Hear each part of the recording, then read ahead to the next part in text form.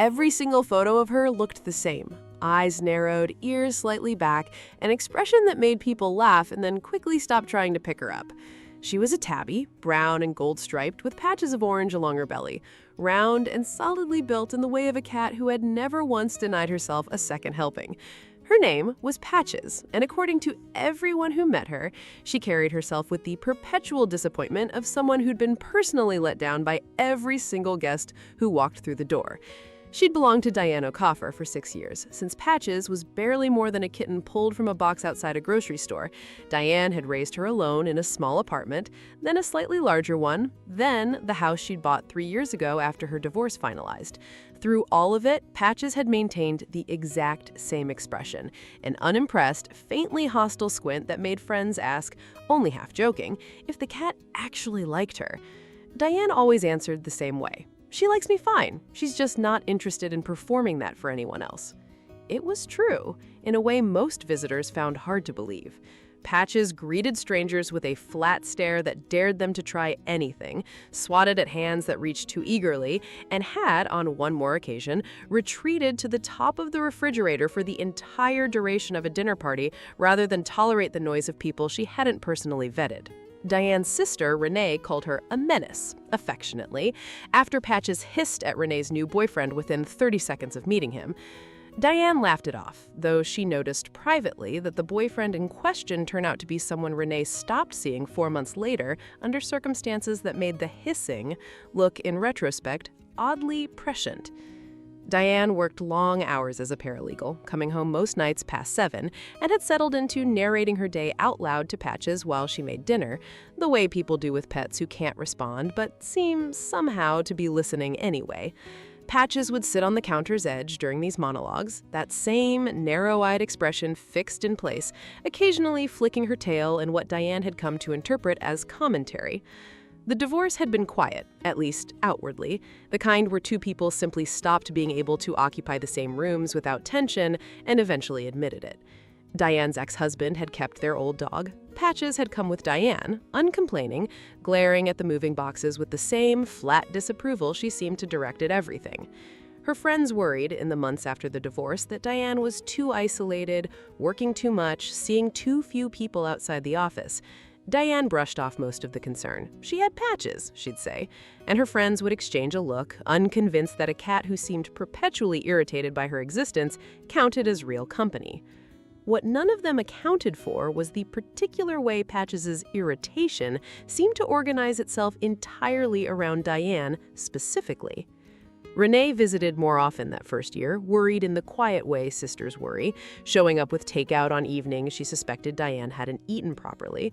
She noticed things Diane hadn't thought to mention, the way Patches positioned herself between Diane and the door whenever someone new arrived, watching, the way she'd taken to sleeping pressed against Diane's side instead of the foot of the bed, as though something about the empty half of the mattress needed covering now.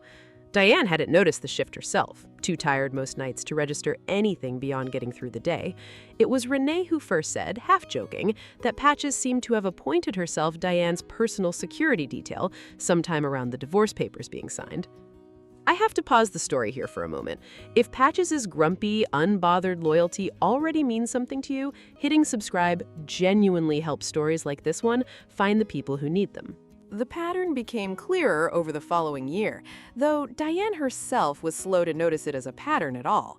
Patches tolerated Diane's coworkers when they occasionally stopped by, offering nothing more than that familiar, flat stare. She was outright hostile to delivery drivers, hissing through the screen door with an intensity that seemed disproportionate to a stranger dropping off a package.